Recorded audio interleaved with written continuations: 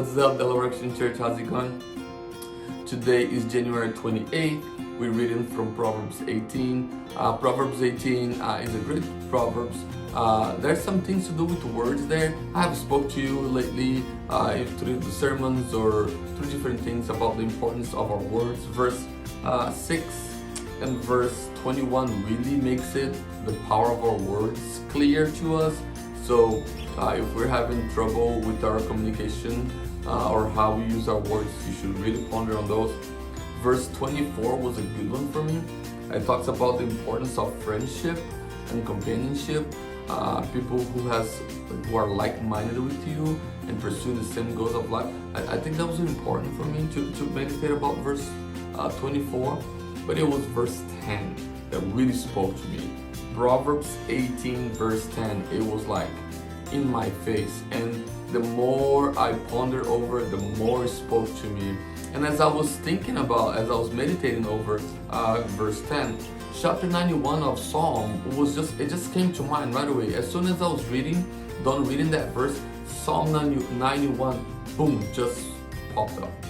Psalm 91 says this: He who dwells in the shelter of the Most High will abide in the shadow of the Almighty.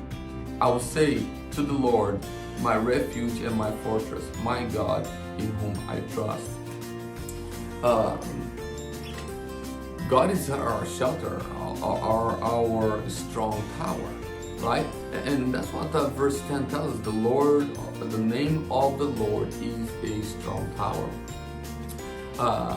That place we go to for refuge, for shelter, for protection, for provision, for hope, for strength, for courage.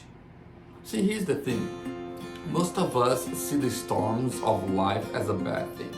For most of us, storms that happens to us in life, if that is a storm that comes in the form of faith, where you question your faith and thinking about Jesus and God and the Bible and prayer and heaven and hell and all this stuff, right? Hope, right? We have storms that comes to us in our faith. There is storms that comes to us on a financial aspect of things. That is a cut on salary, or maybe you lost your job, maybe you had an unexpected bill that you had to pay, and we have all these things. They could happen. Maybe it's a physical one. Maybe you got a diagnosis that you didn't really want or expecting. Maybe just a pain and a suffering in the physical body that comes to us. There's many storms. Maybe it's a relational one, right? Maybe you had a good friend that you trusted and he or she stabbed you in the back or said words that hurt your feelings. Maybe it's your marriage. You're not on the same page with your husband or wife today, or I don't know, maybe it's in your workplace, your boss is just not treating you well, or you and your co-worker are just not getting along for differences on how to get the job done. There's many storms that comes to life, and we think that those storms that comes to us, they're bad. But let me tell you this, sometimes it takes a storm for us to realize that we need shelter. Sometimes we need those storms to make us realize that we can't do it on our own. We don't have the power, we don't have the will, we don't have the education, we don't have the patience, we don't have the words, we don't have what it takes to overcome that storm on our own. So, the storms of life, they can be a motivator. They can be an action propeller.